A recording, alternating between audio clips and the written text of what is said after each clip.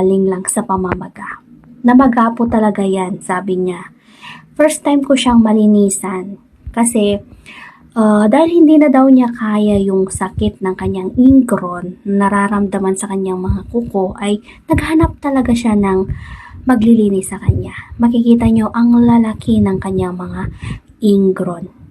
Puwera pa ang kanyang dry skin. So, bali, siya ang naglilinis lagi-lagi.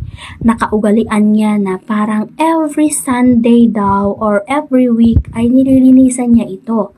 Lalong-lalo na kapag wala daw siyang magawa ay yung kuko niya ang kinukot-kot niya. So, hindi po maganda yung ganon.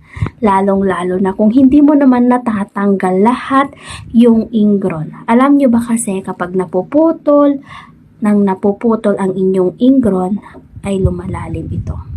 Kung mapapansin nyo, halos kalahati na ng aking na ginagamit ay pasok na pasok sa kanyang mga ingron.